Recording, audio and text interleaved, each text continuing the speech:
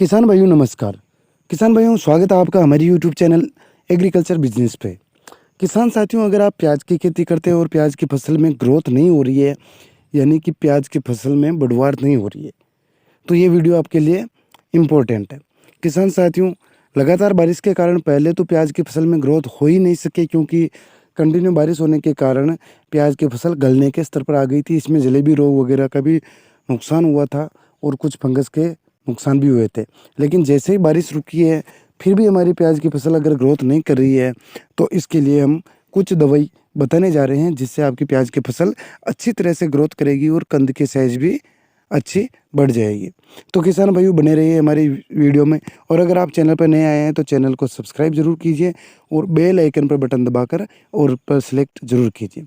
किसान भाइयों, आपके प्याज की फसल में अगर आपने पानी दे दिया है तो 2-5 दिन आप रुक जाइए।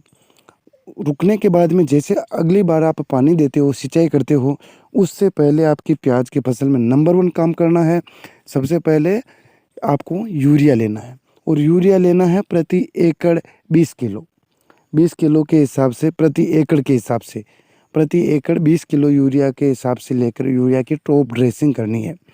अच्छी तरह से यूरिया का छिड़काव करने के बाद में यूरिया के खेत में अच्छी तरह से छिड़काव कर देना है। उसके बाद में पानी दे देना है। पानी जब आपने दे दिया है तो पानी देने के बाद में स्टार्ट होती है नंबर 2 स्टेप।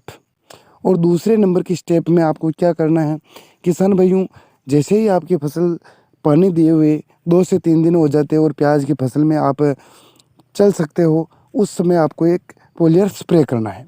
और वो स्प्रे कौन सा करना है, जिस स्प्रे से आपकी फसल जो है ग्रोथ भी करेगी और ग्रोथ के साथ में प्याज की साइज भी बढ़ेगी। तो इसके लिए आपको लेना है किसान भाइयों NPK 05234, जो आपको आसानी से मार्केट में मिल जाएगा। घुलनशील वाला लेना है आपको। 1 kg के फॉर्म इस पैकेट में आता है, वो NPK आपको 05234 के फॉर्म में ले लेना है। और उसके साथ में एक आपको जो फंगीसाइड होता है वो भी ज़रूर लेना है, क्योंकि फंगीसाइड आपकी फंगस से बचाता है और फंगस से बचाने के साथ साथ में उत्पादन को भी बढ़ावा देता है।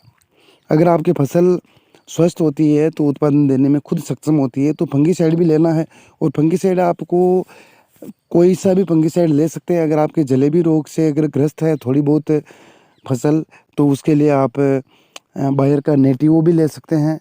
इसके अलावा अगर आपने फसल बिल्कुल स्वस्थ है तो आप UPL कंपनी का साप भी ले सकते हैं। और फसल में बिल्कुल भी आपको कहीं पर भी कोई नुकसान नज़र नहीं आ रहा है तो आप बाविस्टिन भी ले सकते हैं, जिसमें कार्बनडाजिम ही आता है। और अगर आपकी फसल थोड़ी बहुत झुलस रही है और आपको लग रहा है कि फसल में कुछ फंगस है, तो आप टाटा का मास्टर भी ले सकते हैं, जिसमें मेटालेक्सिन मैनकोजेब आता है। किसान भाइयों, इनमें से कोई भी फंगीसाइड अपनी फसल के रोग के अनुसार आप चुन सकते हैं। और इन फंगीसाइड को और NPK के साथ में दूसरा नंबर पे लेना आपको। अगर आप पूरी प्याज की फसल का निरीक्षण कीजिए और उसके अंदर आपको कई इल्ली की समस्या नज़र आती है, कहीं पर भी अगर आपको इल्ली की समस्या नज़र आती है, तो उसके लिए आप प्रोपेक्स सुपर ले सकते हैं, प्रोपेनोपोस प्लस साइपरमेथ्रिन फॉर्म वाला, जिससे आपकी जो इल्ली है वो कंट्रोल अच्छी तरह से जल्दी हो जाएगी। आपको कुछ ज़्यादा महंगे प्रोडक्ट ये नहीं है, ये बहुत ही सस्ते प्रोडक्ट है। अपनी फसल के अनुसार आप चुन सकते हैं। तो किसान भाइयों, इन सभी को लेकर आपको सिंचाई के 2 से 3 दिन बाद में आपकी फसल में स्प्रे कर देना है। इसके स्प्रे करने के लगभग आप 5 से 6 दिन बाद में आप रिजल्ट देख सकते हैं। आपकी फसल एकदम से स्वस्थ नजर आएगी। जो पत्ते ऊपर से पीले पड़ गए वो तो पड़ गए, लेकिन जो नया पत्ता आ रहा है बिल्कुल ग्रीन वाला पत्ता आएगा। और जो ऊपर के सिरे जो हल्के सूख रहे हैं, वो सिरे भी नए पत्तों के सूखना बंद हो जाएंगे। और आपकी प्याज की फसल की ग्रोथ देखोगे तो काफ़ी शानदार ग्रोथ आएगी, और दूसरे भी इसमें पत्ते, नए नए पत्ते निकलेंगे। उसके साथ में प्याज के कंद की अगर आप साइज़ देखोगे तो लगभग 10 से 15 दिन बाद में देखना आपकी प्याज की कंद की साइज लगभग बढ़ने लग जाएगी। किसान भाइयों, यही स्प्रे आपको दूसरी बार कर लेना है। वापस 15 दिन बाद में एक स्प्रे और कर लेना है। वो स्प्रे कौन सा होगा हम अगले वीडियो में आपको बताएंगे। अगला वीडियो हमारा आज या कल में आ जाएगा। तो किसान भाइयों, आज के वीडियो में इतना ही।